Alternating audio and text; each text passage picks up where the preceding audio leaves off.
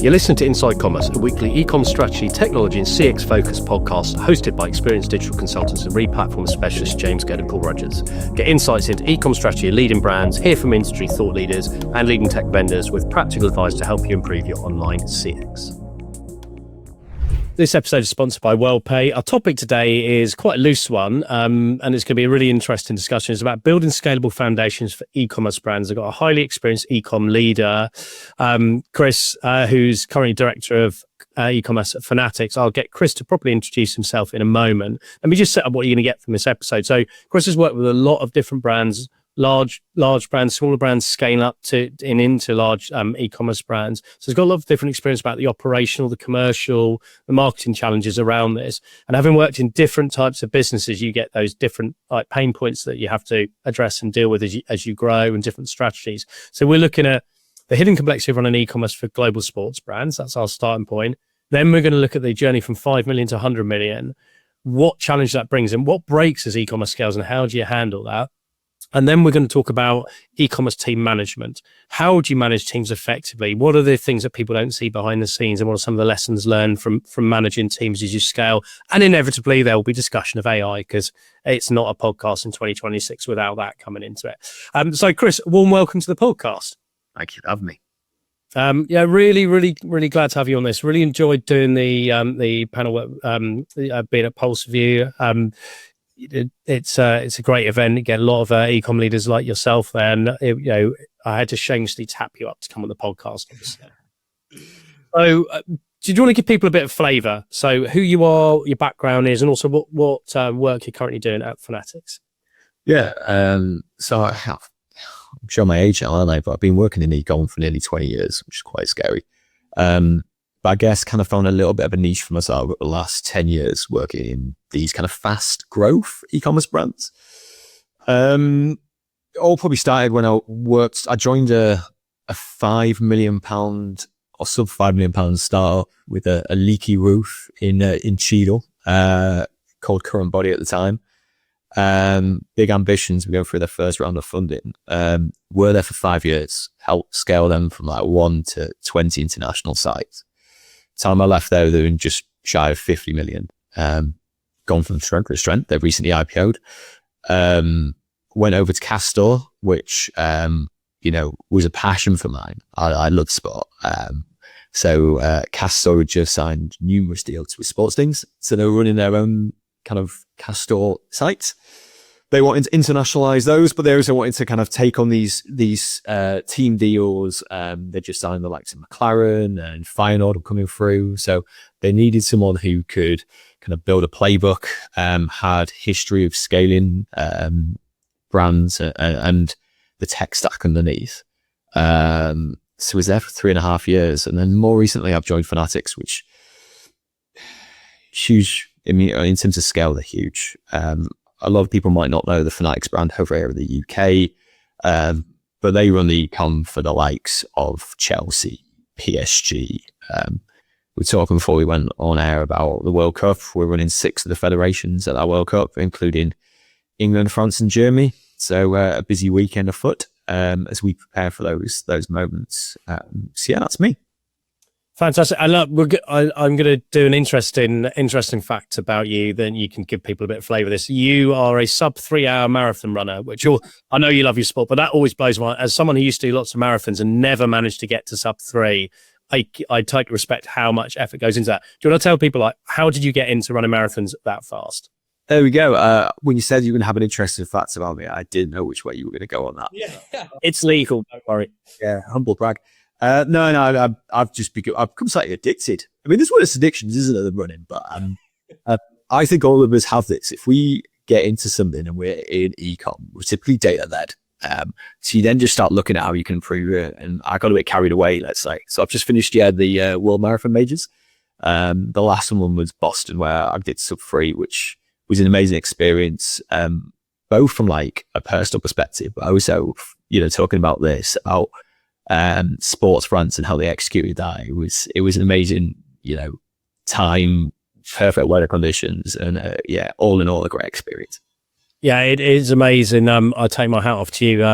Those days are beyond me of even getting close to that. That segues us from sport and performance into our first topic, which is like the hidden complexity of running e-commerce for global sports brands. And I thought this would be a really good starting point for those who haven't worked in it. People like to know about how do people address challenges. So, like, can you just give people a flavor? Like, why is sports e-commerce different? Because you've got all these like big fixture-driven demands, like player moments, all these hype cycles. How does that influence like ecom strategy?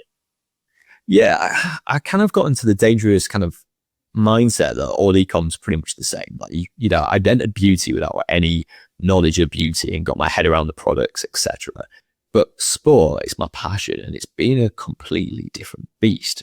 I think what's been really healthy with it is it's become such a cultural moment now, right? Like, with so many of these big sports moments that, like, yeah, we were talking about the NBA, and the New York Knicks came from being like 29 points behind, and you look at the scenes there of the fans and the passion. Working in this, it's just this amazing experience working in these cultural moments if you're ready to go and commercialize and maximize that. I think my first experience of this, go about 5 years ago, it was Rangers. So we had the Rangers deal at Castore, and they'd got to the Europa League final, and it was against all the odds, and they were in the final, and it went to a penalty shootout.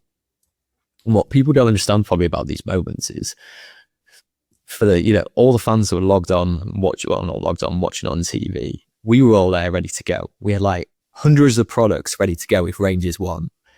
And Aaron Ramsey stepped up and missed his penalty, and weeks of work, well, probably, let's face it, months of work that were crammed into a few days were gone in an instant. Like, those products never saw the light of day. It's a boom and bust moment. Like, it's either you have the biggest cultural moment for those people in years, and you can maximize that, and you can join them on the journey, and you can, commercialize that moment in the right way, because, it's a huge moment for them, or it's instantly dead. It's the nature of the brutal, especially when you get to finals, the brutality of it. It's all or nothing. You win or you lose. And so your whole trading calendar, your whole marketing week, your whole planning, your whole ops forecast can go out the window in these moments, which is amazing if you are ready to go. And, where I'm sat now, and I'm doing some digging into like clubs and how they respond to this. There's clubs out there that still probably don't monetize these moments at the moment. I've seen some big examples of this over the last 2 or 3 months, with clubs getting to finals of European competitions, domestic competitions, win league trophies, and not being ready to go. And then you see the brands that are executing this brilliantly and being ready to go. And I think even because I'm a runner, I use any excuse to pull it back to running, right? We talk about Boston. Even on those, that's not a live and die moment. I saw some brands that did this exceptionally, that tagged into that cultural moment and were ready to go. Brands like Tracksmith, it were probably lesser known. And I'm doing a bit of a case study on this with someone else at the moment. Tracksmith had people queuing round the block to get into their store on race day. Some of the bigger global, world-renowned brands had empty shops. One of them literally dragged me off the streets to kind of plow me with free drinks and foods just to try and get people through the door. Where it's it's those brands that can capture these moments and drive it forward. And that's what makes sport in commerce, both online and offline, so unique. Ready to grow your business online? With WorldPay e-commerce, you can deliver fast, secure payments your customers love, backed by global reach and real people-powered support. Scale with confidence and enhance your customers' experience with WorldPay e-commerce. So yeah, you touched on a really interesting point there, is that people build up for these hype moments essentially, and then it can be over in a second. You get knocked out. You have favourites, although big teams tend to typically win more. You have moments where favourites get knocked out by a supposed minnow, and all of a sudden it's like, well, that's done, and the emotion is sucked out of the audience. What happens behind? So can you talk people through what happens behind the scenes when there is a big launch to prepare and get ready? But how do you and your partners respond when all of a sudden that demand is sucked out? Because there's so much vested into it, not just in terms of emotion, but also stock planning, marketing campaign promotions, budgetary management. How do you handle that? And how have you learned how to manage the come down? Yeah. I mean, the reality is you can't do a lot on that. I'm not going to kind of say the magic solution for a team that gets defeated. Like, normally at that point you're on a bit of a blackout period anyway, right? They don't want, you don't want to patronize those fans or those moments with something else. They go, hey, don't worry, here's a new kit. Like, it's just not going to fly.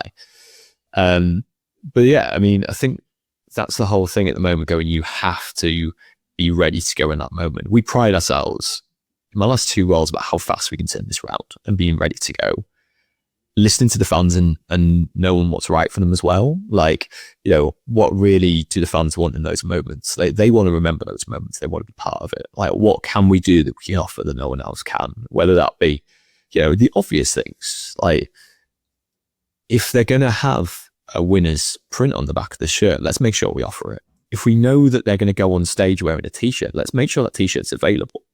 And let's bring it back to an example that sits outside of us.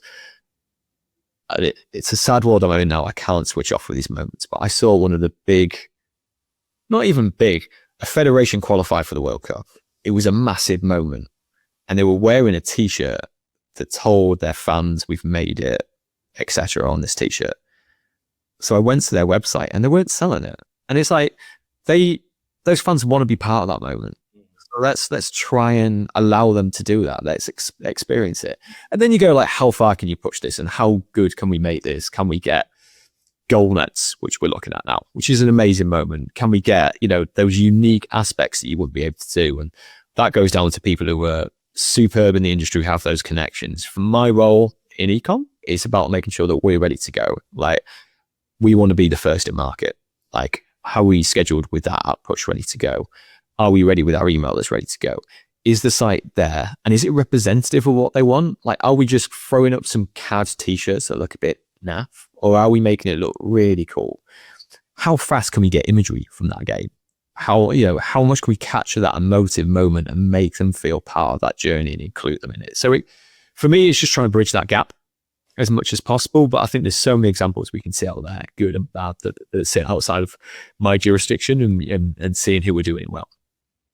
And how do you pull content? Because this is such, the emotional, the culture of it. It's an experience-led commerce journey. Having somebody, I'm a massive sports fan. Football's not so much a thing. Rugby is, but there is a real emotion tied into it, of following the highs and the lows. And actually, the bit that I really value, and I've seen really well done in sports like rugby, is the behind the scenes stuff, and it's video footage, and it's extra content that helps you. It's outside the core commerce journey, but that keeps me engaged with the team, whether that's a national team or a local team. How do you bring that in? Like, how important is content and taking content from those cultural moments as well as the product proposition? Yeah, and it's something that we're engaging more and more. And I think part of this is the strength of the relationships with your partners. And I think this is something, again, I can't really claim credit for, but we have a brilliant partnerships team in-house that work very much, we're one team. There isn't we operate your website and we'll see you on Monday. It's also making sure that they're aware how big these moments are and showing them what is best in class and helping them through that journey. Because, if you work for a football team, you might not necessarily know what a Chelsea or a PSG do, but fundamentally what they do is they do brilliant basics well. Like, will you provide content? Do you have a photographer at the stadium that's got imagery that can go there? There's also, I have a good relationship with Getty. We work with people like that. During the World Cup, they're an exclusive provider. Can we get that imagery pulled from them so we're ready to go? And it's just taking it a step closer in terms of how close can we get it there. But, for other brands, it's also just being in the moment and appreciating that. Like, there's other partnerships where it's impossible to extract footage because of copyright and licensing or turnaround and everything like that. But you can still close that gap with your creative and your narrative.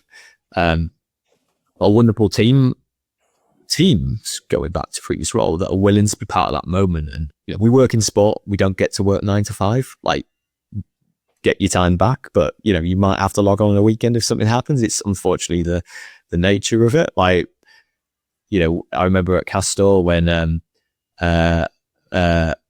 Matt Fitz won the US Open. I think he was like odds of 50-1. We didn't expect him to do that, but we all jumped on and made sure we were ready to go, and we pulled the right content, and we made sure that when people went on the Castore website, we captured that moment of the underdog, of being there. And it's down to that kind of commitment, but also just having that lens of the consumer and the fan at that moment. I can imagine that during big tournaments that there are many moments where instead of being able to relax and enjoy the sport, you're like, right, we've now got this opportunity.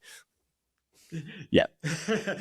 Yeah, I mean, I used to work for Castore, obviously. I had the Bean brothers, who are two exceptionally intelligent and lovely people, like generally are nice people. But I do remember on Boxing Day trying to watch Newcastle United, who were my team. I think we were beating Leicester, maybe it was 4-1, and I was just trying to enjoy the game, and you were just getting those actually going, have we got an email ready to go? So you just, just add an element of that somewhat. But look, I'm also fortunate to work in sport, and that means that I get to experience some moments that I would never have done. I've been to like Silverstone last year. I've been to Madison Square Garden to watch the Knicks. You get to experience these moments and be part of it, for better or for worse.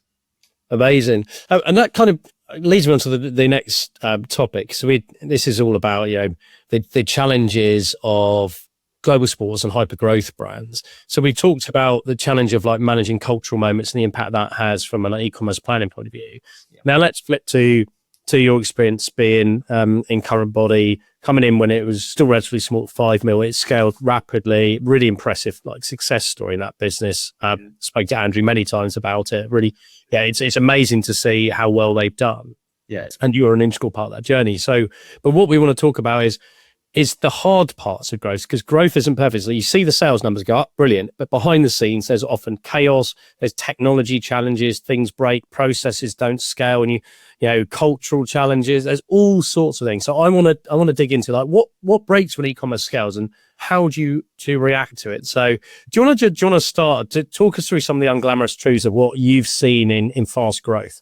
I was going to ask if you spoke to Andrew Sherman, because for me, he was a great person to learn from. 5 years, I learned so much in that period working for him. I think it was a fascinating journey. So yeah, for people who don't know, CurrentBody, who are now known as the Beauty Tech Group, they were the pioneers really to invest into beauty technology. And it started off predominantly selling to third parties. Then we started to develop our own products, and it had gone through 2 rounds of funding and a majority sale, and then they've gone on to IPO. It's been an amazing kind of like rocket ship to be part of. On that, we went from in my time, I'm sure it went beyond this, but we had 1 website when I arrived, and we went up to 20. These were all like internationalized versions of the same one. And I was kind of first person in from ecom, which was great. So I got to kind of build that team, but we predominantly, or almost exclusively hire natives to run them sites. So we made sure that we hired a superb lady to look after Germany. It was like my first hire, a native French person to drive France, etc., etc. Could never find an American over here. Couldn't find an American, couldn't find an Australian. So we had people from the UK running that. But this was, as far as you want to throw it, we managed to hire Scandis, a Japanese team. We were really strong with the Chinese as well. So we built all that out. I think what was fascinating with Andrew, and I remember when I arrived, we sat down, we talked about this. So one of our first, during the interview process, it was talking about, first of all, the tech behind it. I think that's been a really interesting learning curve for me, that we need to get the tech right. So we moved from Magento 1 to Shopify at that point, because we just kind of accepted that, we are entering a period of fast acceleration. We need to move very quickly, and we need to be able to roll out sites at speed, and arguably where the market shifts quite quickly as well. So we don't know necessarily where we're going to go. And we felt Shopify was the right partner to drive that. We had to build up that team, and that's when we didn't take shortcuts. We hired native people because that was the right thing to do, because, we could get someone who could speak a language, but it was the cultural understanding and that piece as well. And then we built a load of processes. And if I'm being honest with you, this was a huge learning curve for me, because I thought it was a bit OTT when you're sub £5 million and you run in one or two websites. It was like, we were so margin driven, especially because we were selling third party products. Like, we wanted reporting where we knew exactly what our margin was that day by the hour. In fact, we rolled out, or even maybe every half hour, we were getting alerts going, where are we at for the day, sales wise, what's the margin per site, what's driving it.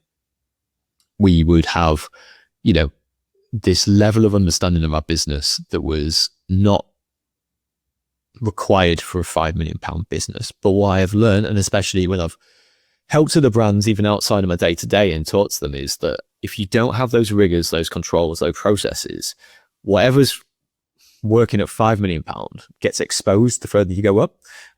So I had one business that had no tracking of their cost of sale. We were talking about Riley CAC, cost of sale, I don't know.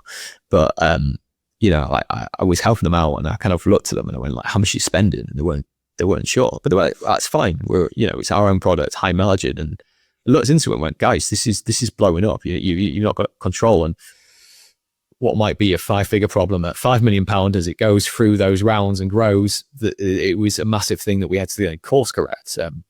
Not saying that the beauty tech company, there's certain partners we had for certain stages, and then it was right to replace. Partnered with Klaviyo, the back end of it, and they were a superb partner. I really, enjoyed working with them, and they bought in. They had the ability to scale with us.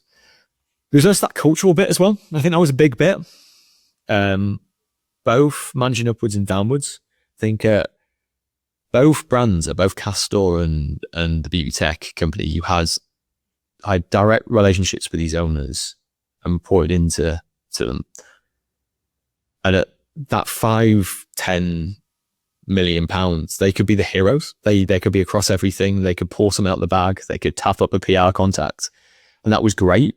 That wasn't sustainable. Like, we needed to get them out of the business. It had to run without them. They had to have the trust that they could do it. And to be honest with you, when you get to that, and when you talk about rounds of funding and investment, we needed their energy elsewhere because that was where we needed it. And then it was maintaining that culture underneath. And I've loved building teams that have good cultures. And I think I'm not perfect. I've learned as we've gone on, but I had a really high retention rate for CurrentBody. We didn't lose anything for 2 years. It was about the culture we could set within that. One of the best bits of work that Andrew Showman allowed us to do was we were allowed to, and this isn't universally accepted, I think, but we set up quarterly bonuses. We realized the speed at which we were growing, annual bonuses just got kind of lost in the noise. Like, we were growing faster than that. Like, a year on, we were a completely different business. So we'd reset every quarter and go, this is it. And I'd really hard KPI it. So there wasn't much ambiguity on there. It was like, these are the metrics you have to hit. We're tracking more. It's very visible to you every day. But if you hit these, this is your bonus. And it really got people into that rigor and that trading mentality, and saw that they were getting rewarded on a much shorter time frame, because we're a fast growth business. So let's not treat it like we're annualized and we only look at our financials once a year. So there was a nice phrase you flagged when we were planning this about at 5 million you need heroes, at 100 million you need systems. I'd love to talk on that a little bit more, because what I have seen in some fast growth brands is the focus is on pace and acceleration, and this can often get highly influenced if they have investment coming in externally as well. And that means that decisions get made quickly to not slow down pace. But sometimes it's like make a decision in haste, repent at leisure. And it can be investment in technology that isn't quite right, that actually costs problems. What is your approach? What is your advice to people? How do you ensure that you have due diligence and good systems, but you don't take months agonizing over things? You can actually make decisions quickly, but do it with intelligence.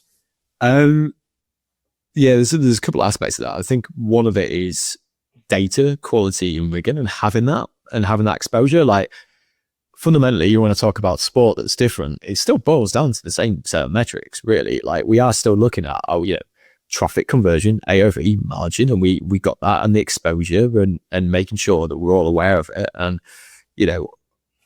trying to make sure that clarity wins out. Like, there's no point trying to be the hero and going, Chris has saved the day again. It's about empowering the people underneath to have access to this data and make grown-up decisions. It's about having the guardrails along that as well. So, I had some great teams in the channel, area of it, especially around affiliates. And page was obviously always the biggest threat to bleeding out because of the nature of paid activity. But it's creating the guardrails on that, going, we might make mistakes, but let's just track it and know when our cost of sale is too high. And we're doing that. For affiliate placements, are we tracking everything and we've got complete visibility over that? But it leads on to that second one, which is really about creating that kind of team underneath that could drive it, and having senior leaders in the business who can own those kind of KPIs and metrics, have that transparency within us to talk about those as well. So like if someone has messed up, you never want to hear about it from your boss. You want to be able to hear it from them, that they, own up to it, that they know I'm not going to, throw them over hot coals for making mistakes. We all do. And reacting to that. And then it's further down, it's the team underneath, and I always kind of I'm a trader at heart.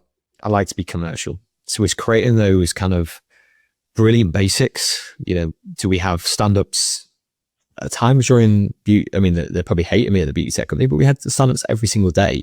Definitely during peak, we brought that in a Castore.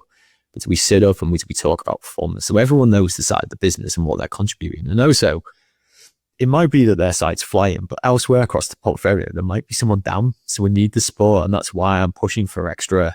We have some margin to play with. Can we drive some more top line over there? And being really candid with them there. But just empowering that team and making sure that they're on it with those brilliant basics of tracking these metrics, having those kind of, tradish runs when needed, and driving the business forward when maybe my eyes are elsewhere in the business and they can be all over it. Yeah, and this thing about building operating rhythm, that where you're working together to drive revenue, to be commercial, rather than just doing things like recruitment. You talked about earlier about having local natives running like local language sites. Recruitment is critical, getting the right people in, but that's just the first part of the challenge. Getting them to work effectively together and fit within the operating rhythm, so they're working towards shared goals, is quite challenging. So I'd love to dig in a little bit to that. Having worked with so many different businesses with different teams and having to like work and influence at different levels and manage comms in different ways, that I've learned as well, there's no 100% right way, and you have to adjust based on the culture and the style of the people you're working with. So do you want to talk, one bit I'd love to talk about is like trading meetings, for want of a better word. Every business has them, every business does them differently. How do you make a trading meeting useful, valuable, so that it drives progress and change, rather than just being people sharing reports and walking out having learned nothing? So I'll start with the first one if you want. The whole cultural piece, I think, is like fascinating. You know what? It was the best talk, I think, when we were at, obviously aside from our panel, which was brilliant. But at Pulse, it was Steve Hewitt, wasn't it? Who was the former CEO of Gymshark. Yeah. Did you get to that one? Are you there for that? No, I couldn't make it, but we have published, shameless plug, we are publishing loads of the Pulse panels on Inside Commerce. We've done a hookup with the Vivant team, and his is one of them. A great, really good panel. I felt like I was teeing you up for that, but I actually didn't know that. So there you go. Thank you. So yeah. He had a brilliant line in there. I'm going to shamelessly steal, which is, it's better to have a hole than an arsehole. And I've probably learned this the hard way, right? Like I've had to let people go, and it's never fun. But I think, especially depending on what type of business you are, you need a different type of character. And people might be right for the different stages as well. And that's an honest truth as well. But like, you talk about being commercial, that's the number one characteristic you've got to look for in someone. Or maybe not the number one, but the first thing I probably look at is like, you can be a great marketeer, can you be a great trader without being commercial? I'm not too sure, but like, you need to have that, because I think that fundamentally wins out on everything. Like ultimately, it's a capitalist world that we're in right now with these businesses. We're trying to drive revenue and trying to make money. Like you need that knowledge and that understanding and that passion for it, really. And also just like the nature of the business. Like you touched upon this earlier on with a lot of these businesses, the Castore and the beauty tech company, you've got to move at pace, and you might not even be consistent in your strategy. You touched about it early on there, but like there's times where I went through rounds of funding where it was all about top line revenue, or at least it was don't lose us money, Chris, but we've got to drive this top line right now. There's other times when it's all about margin and profitability. Now, you might have some team members who come to you and go, Chris, 3 months ago, you were telling me this. Now you've completely changed your approach here. That's the nature of working in these businesses, that you will go through these as it evolves and very fast. They're called rocket ships because they're shooting up fast, and you are going to have changing directions, and you might have to adapt to that. So first of all, it's find those people that even if they are, and there's some brilliant people we turn down, but the culture have to be right for you. Because if they start causing problems or they're just not the right fit, that it's just never going to work, is it? So I think that's key. I am really curious that you touched upon the trade meetings. I didn't know if you do that, but this is a little bit of a, I wouldn't say bugbear, but a fascination of mine, because I've seen a few of these and I've seen them done brilliantly and I've seen them done badly, and I've operated hopefully some half decent ones, but also some really bad ones. I think the whole thing was like, the best trade meetings I ever had was with the owners of CurrentBody. And, they were always nice, but we would go in there and we go, these are the facts, this is where we're at, and this is what we need. And sometimes they tell us yes, and sometimes they tell us no. But I would tell my heads off going into that meeting, going, our objective isn't this to be a nice meeting, it's to get out what we need in that meeting. And it's the 2 or 3 things that can spark our week and take it in the right direction that we need it to. And that only comes from clarity and transparency rather than telling them that everything's rosy and everything's going to work out. So I think that was kind of a key driver. But I do have some really hard and fast rules. Like, I hate traded decks that are more than a couple of slides. Like, you can wrap up your week in that. Like, there is no need for it to be longer than that. Like, I've seen them where we all switch off and we just don't digest. I always like to have a blanket ban on laptops. I know that's a really curious one, but I just hate it when people all just are on their laptops. And especially when it's people that are in my remit, I tell them not to bring their laptops into these things. So I think it's a good practice to have. But I know this is the topic you want to discuss, but I think AI in this is starting to really help on this, because you can actually start to get them to do the hard yards for it, so we can actually, be efficient with their time. Because I think this is what it is as well. Like, I've been in businesses where the trade meeting monopolizes your Monday and Tuesday. So you've lost 40% of your team by the time you get to Wednesday. And how do we burn them out a little bit? They're only looking forward to the weekend because it's been hard yards. So it's about how can you do this efficiently as quickly in the week as possible so you can influence change later on. Yeah, I think that's a really nice summary. Whenever I've talked to people about trade, and I haven't run a trade meeting for a long time because I'm a consultant, I don't need to do that, but I do sit and talk to people about them and give a bit of advice. Is if you've got 60 KPIs, your trader meeting's wrong because you can't possibly do anything with that amount of data. If you've got any reports that just give numbers but don't give context, you've got it wrong. And if you're using data points that you never use to drive any decisions or change, then you've got it wrong. And you need to bring those lenses in. And that's not trying to make it sound like all lectury, but it's just, if people have got data they do nothing with, or they don't understand it, it's pointless. They're either not doing the analysis or it's a vanity metric. And it's amazing how you can strip noise out. I don't know if you've ever listened to like Matt Curry, who's worked with quite a lot of big ecom brands. He's very data analytical driven. He's given some amazing talks. There might even be some videos lurking on YouTube of it. Exactly that, just that cut into the chase of what good looks like. But you're right, it's different in different businesses. It all depends. And the point that you made, actually, that I think is really, really important is that cultural fit of people you employ. You can employ someone who's intelligent as hell, brilliant, lovely. They could be a really bad fit for the business because their approach to work or their ability to deal with change isn't strong, and you're in a business that's in constant flux and strategically is moving around as it grows. And that can destabilize them and make them unhappy. And it can also put a barrier to the team working effectively. I mean, this is a very old example, but I'll throw out there. So early days of CurrentBody, we were doing well at this point, but we took investment and, largely take investment to accelerate growth. And it's not necessarily about that bottom line. Yeah. And I had a meeting in London and I had some meetings the next day. So I traveled down on off peak. I stayed in the cheapest hotel I could find that was going to be legitimately safe. At that point, I stayed in like this £60 in London hotel, which was basically a bit Harry Potter, room under the stairs-esque. It was like High Street Kent. It was all right. But I was conscious of every pound that was going in and out of that business. Like, I treated it like it was my own.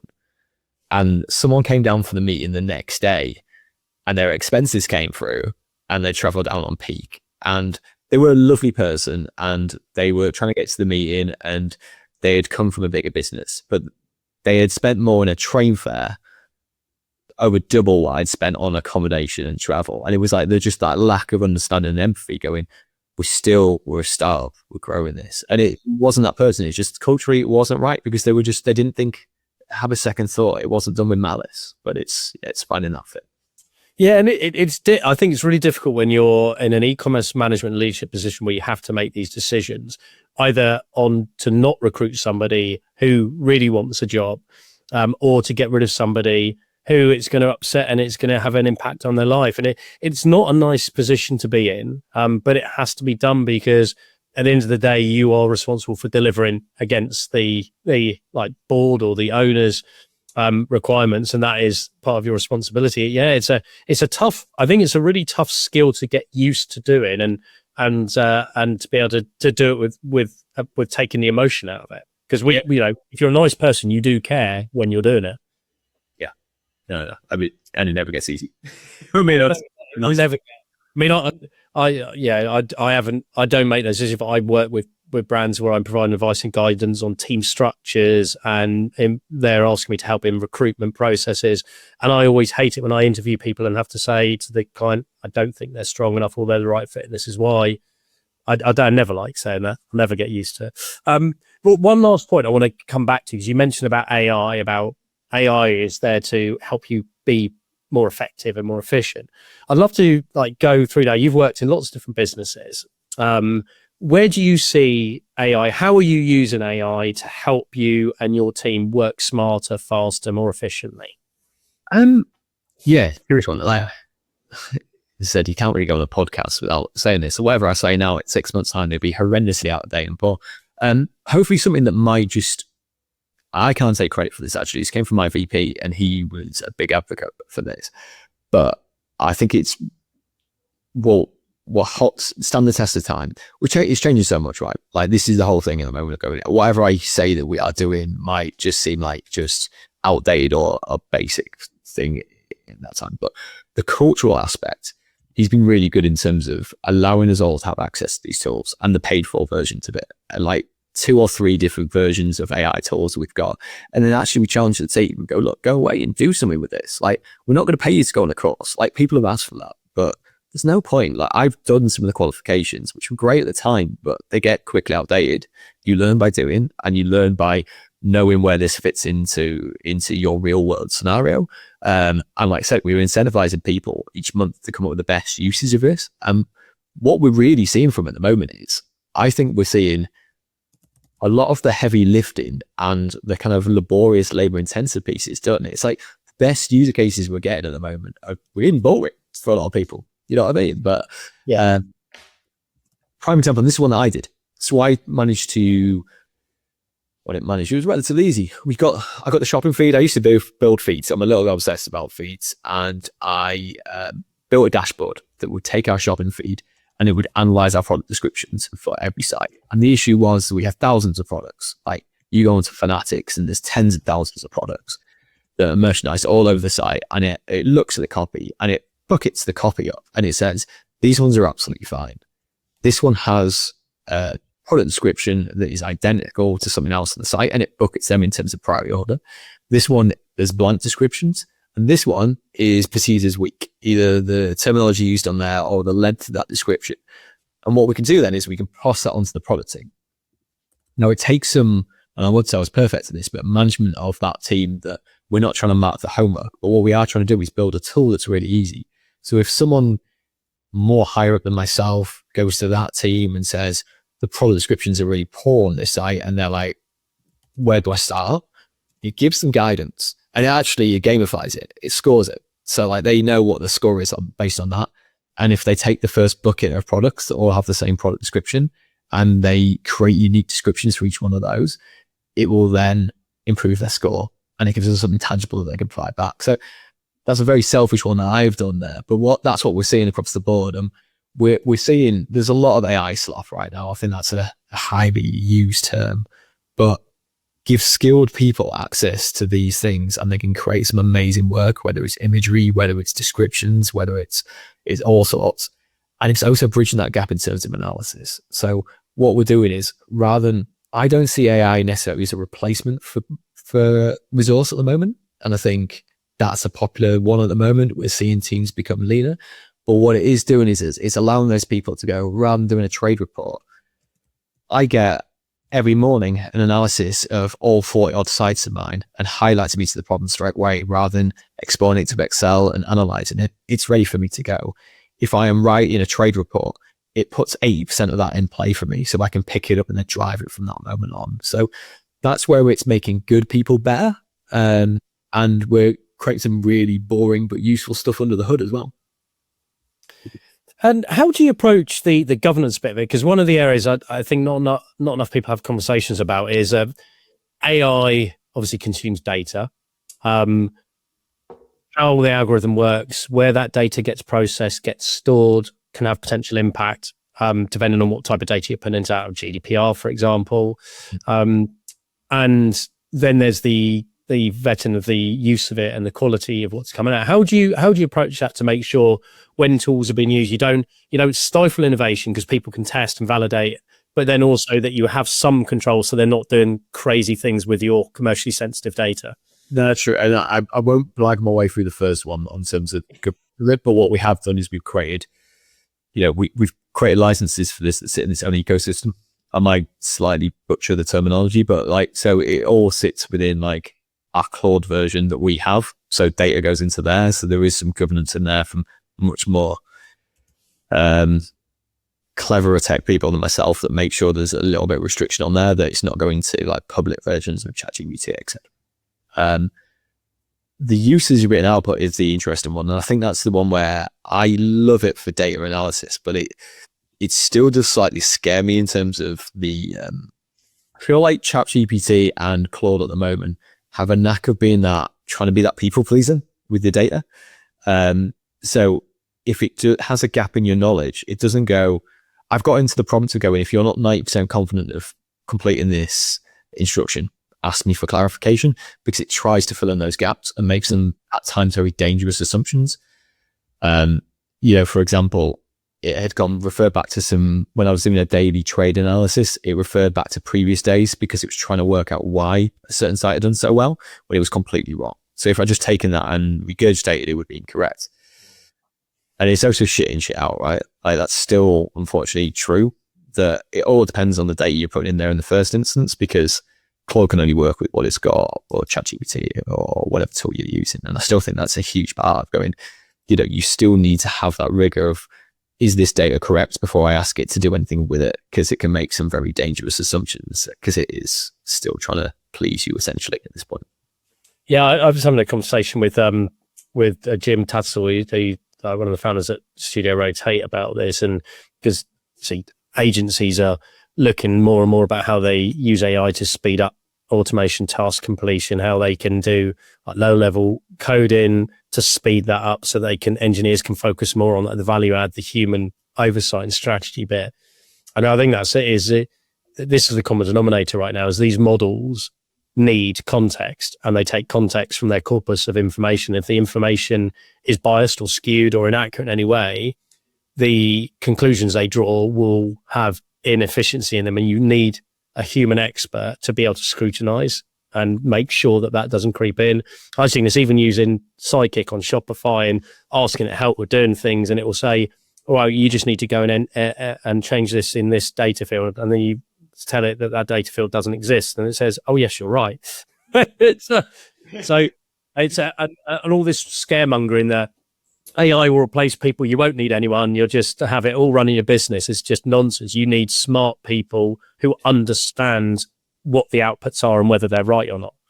Well, this is a bit of a niche example. We were talking about this, right, about being reactive over for sport events. I'm just bring it full circle. The fact that we can now get the imagery from the event and resize it using these tools is amazing. It means that I don't need a designer to be logging on at what time's the game going to finish? 11 p.m., 12 midnight, whatever, to resize this. Like we've got the ability to that's not replacing the designer, but that means the designer can actually do what the designer really wants to do rather than the labor intensive work that they're asked to do at the moment.